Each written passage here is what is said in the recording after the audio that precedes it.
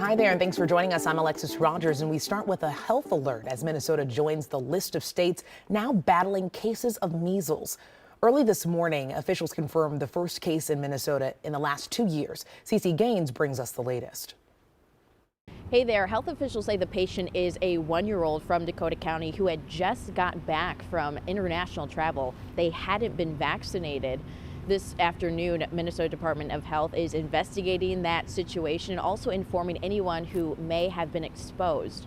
Now, we're told that Minnesota hasn't seen a measles case since 2022, but our state has one of the lowest vaccination rates in the country. Since COVID-19, vaccination rates have started to decline nationwide. In Minnesota, the rate among kindergartners dropped from 92.6% in 2019 to 87.7% in 2022. Local health experts say those numbers are concerning. Some locations at as high as 40 or 50% are not vaccinated in more closed groups, certain schools, certain daycares, and these are the ones that are really ripe for large outbreaks. Right now, MDH is on high alert for any other cases that may pop up. This afternoon, they're urging parents to get their kids vaccinated. I'll send things back to you. See, thank you. So here's what you should look out for if you think your child may be sick. Doctors say initial symptoms for measles usually start 8 to 12 days after exposure.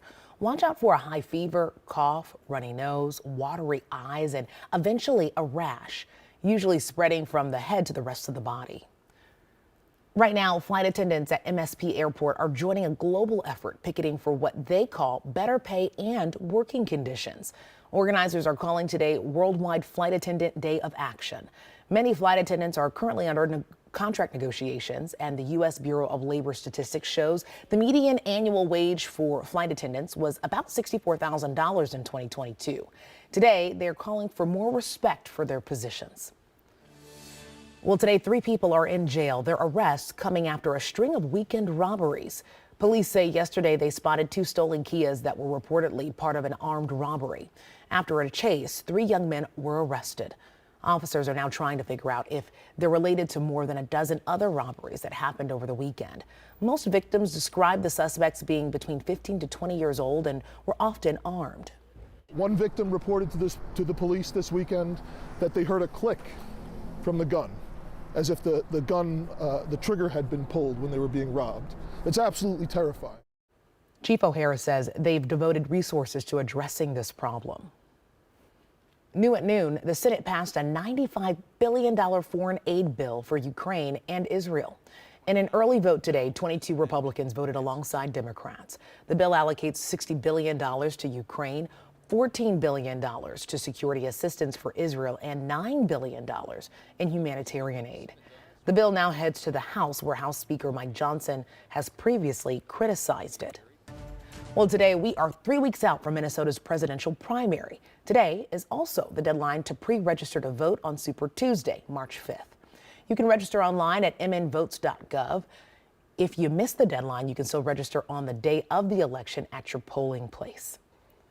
Well, if you're interested in how the vote count works, in just over an hour, Minneapolis Election and Voter Services will give you an inside look. They'll be testing the city's voting equipment, and for the first time, they'll live stream the process. You can watch on the city's YouTube page and on X and Facebook at 1:30 this afternoon. Well, you know, our weather today is a little cloudier, but the temperatures are hanging in there, Ben, which I'm excited about. Should we be keeping an eye out for some possible snowflakes? You know, later this evening, yes, a couple of flakes are possible, mainly overnight, just some flurries. However, we're looking at a better chance at actually measurable snow as we head into tomorrow evening. And I do want to mention that tomorrow is Valentine's Day. So if you have dinner plans tomorrow evening, pay attention to this forecast. A lot more cloud cover, as Alexis mentioned, than yesterday. That's keeping our temperatures a little cooler, but we still are going to make it well into the 30s today. The flurries we're seeing later tonight, well, that system is passing over North and South Dakota right now. So areas especially from St. Cloud northward, a better chance at maybe a light dusting.